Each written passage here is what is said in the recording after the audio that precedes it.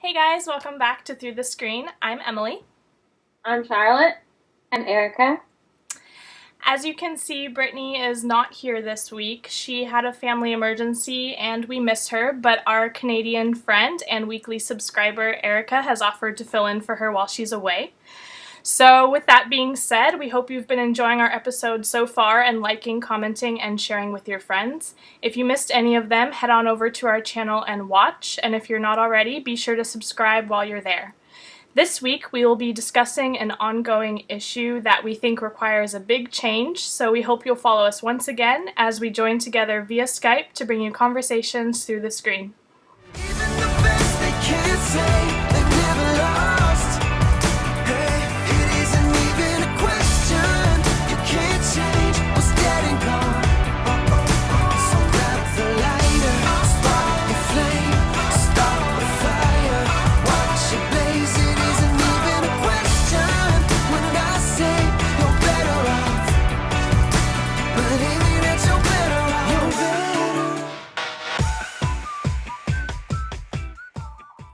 This episode, we will be discussing the issues and solutions to educational dissection. We will also be bringing you updates from Taiji, a heartwarming story about the cutest therapy companion you've ever seen, and finally, we will be talking about one of our favorite talk show hosts and what she's doing to help animals. First up, Dissection and Education.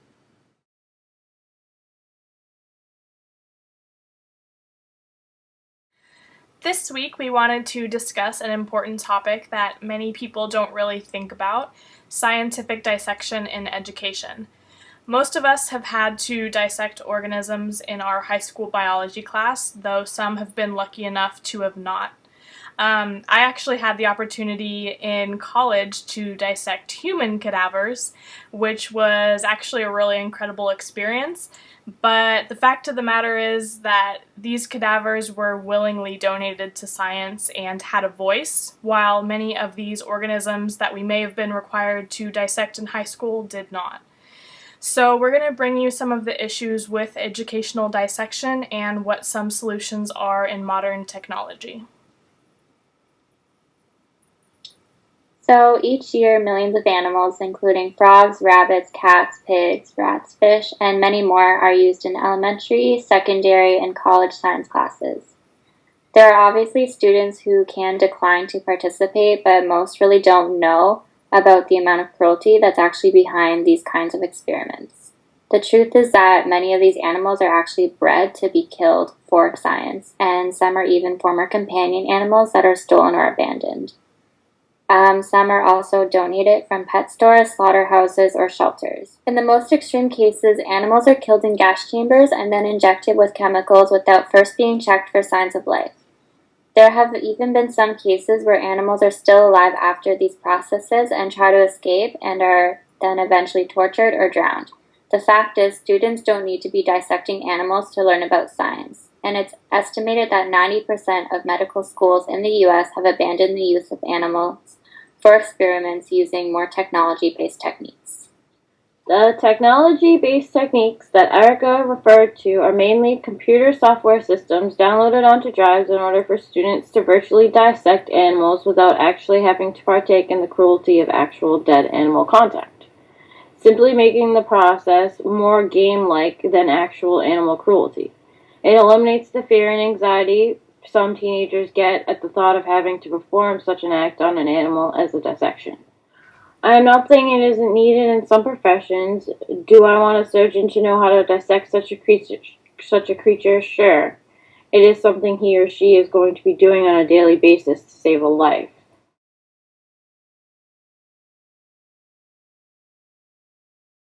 To post their feelings about doing so with pictures on social media for the entire world to hear. Maybe it's time we started listening and stopped worrying about who we were going to piss off along the way. It seems to be a growing trend with many of our topics.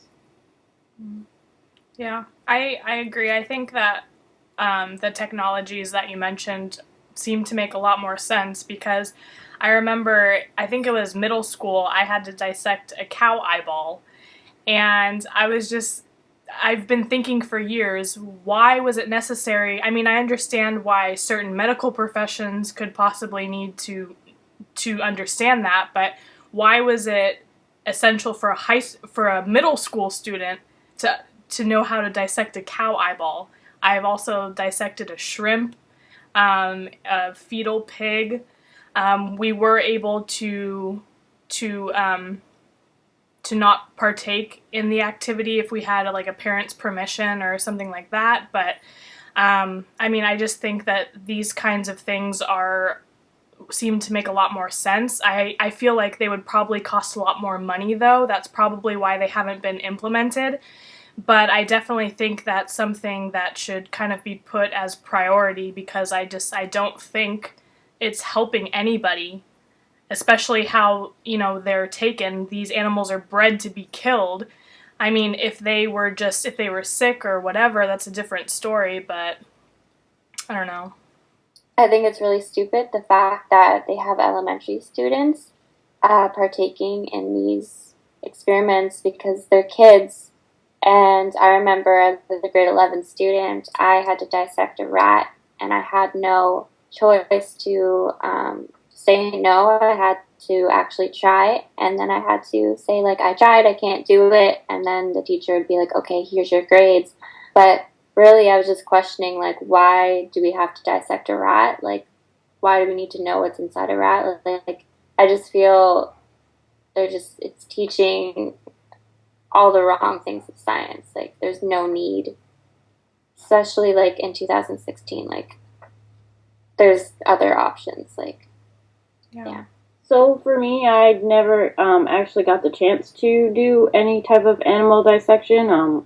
My school could not afford it, which to me, I never felt cheated out or like regretted that situation in any type of way. Like, I honestly don't think I would have been able to have done it, even if I had the opportunity to. Again, like I said, it didn't take anything away from me in the long run. Yeah, I mean, overall, I just feel like in a world that has so much violence already, we shouldn't be teaching young kids and high schoolers to cut open animals. I just feel like we need to think more about what we're teaching young people. And I mean, I understand that these kinds of things are important for certain professions, but like we said earlier, 90% of medical schools in the US have abandoned the use of animals for experiments. So why are kids in high school and middle school doing it? So I think it's just something that needs more thought. And so we just wanted to bring some of the issues to your attention and some of the possible solutions. They may not be very realistic right now, possibly because of how expensive they may be, or the technology limits or things like that. But, we just want you guys to be aware of this and let us know what you think about this topic.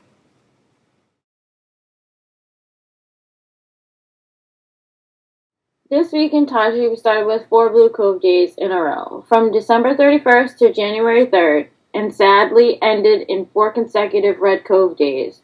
January 4th saw the slaughter of about 16 Russo dolphins, the 5th about 35 striped dolphins, and 6 bottlenose on the 6th, while another dead bottlenose dolphin was removed from the harbor pens.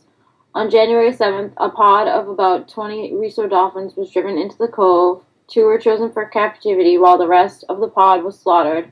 The 4-day total was well over 60 lives, so as always, we encourage you to check out the live streams below as we finally begin to see the end of this heartbreaking season.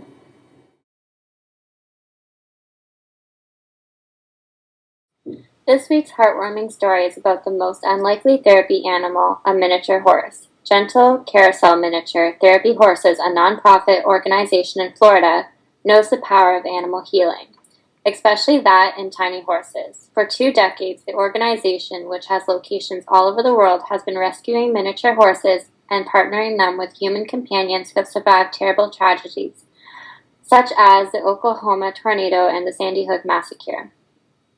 Teams of tiny horses visit about 45,000 people each year, healing them with love and companionship. Giselle, for example, lived in isolation for the first 8 years of her life before she was rescued and taken to the organization's chapter in Greece to become a therapy horse. It has been said that these rescued horses have a huge capacity for love and end up being rescuers for others.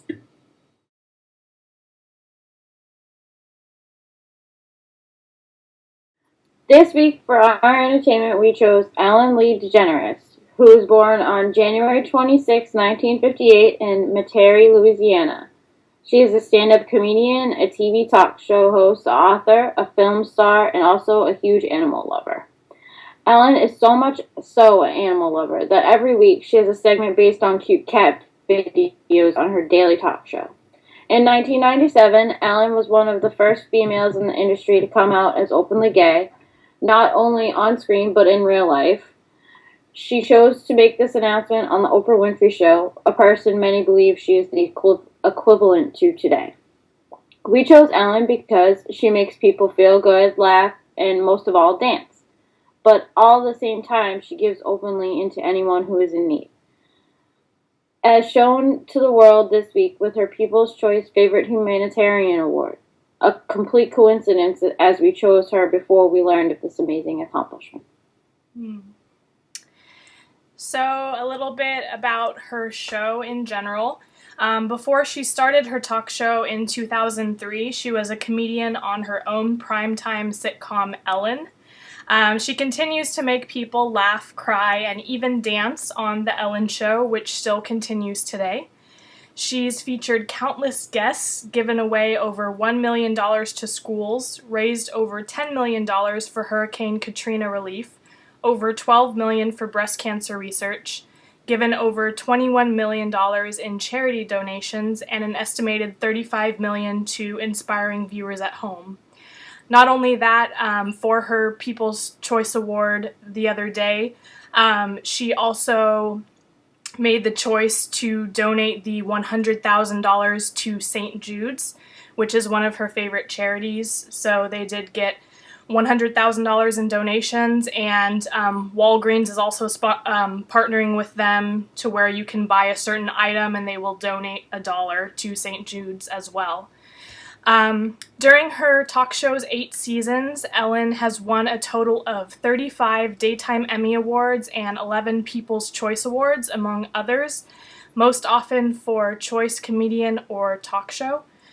She's been included in lists such as Forbes' 100 Most Powerful Women, Time Magazine's 100 Most Influential People, and Entertainment Weekly's 50 Most Powerful Entertainers, and is also an advocate for LGBT rights and often discusses important issues such as bullying and climate change. We chose to highlight Ellen not only for her personal achievements but also for her animal activism efforts as well. Ellen is a self-proclaimed vegan and a huge advocate of animal rights. As mentioned in a previous show, she has confirmed that the second installment of Finding Nemo, Finding Dory did in fact have its script changed in light of Blackfish, to no longer include an ending at a marine park like SeaWorld.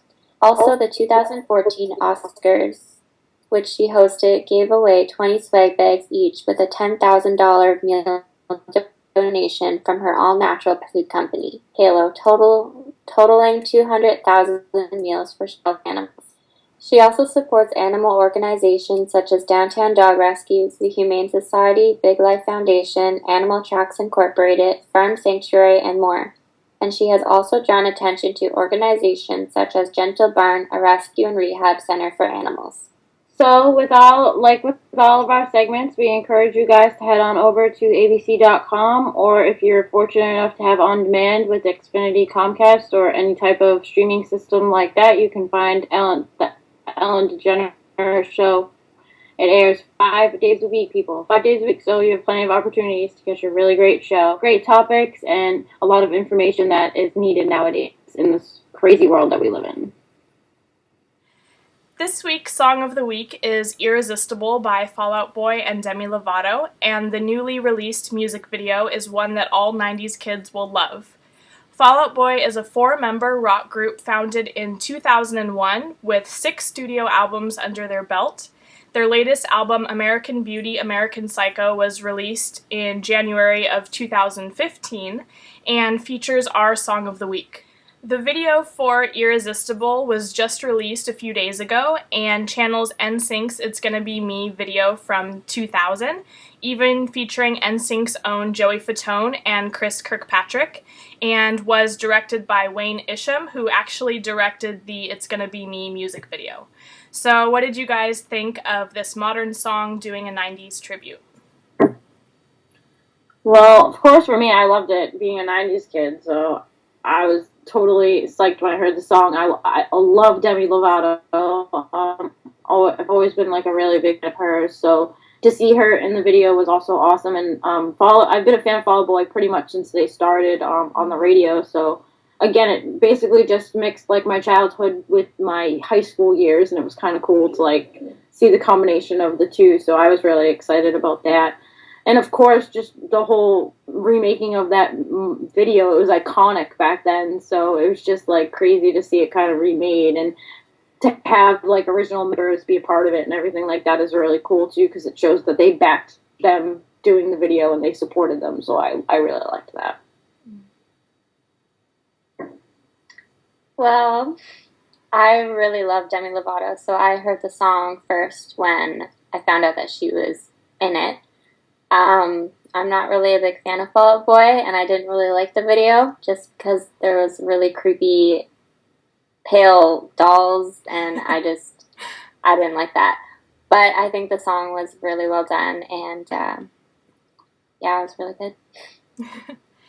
Yeah, I'm with Charlotte. I've been a fan of Fall Out Boy for a while. I remember listening to them in high school.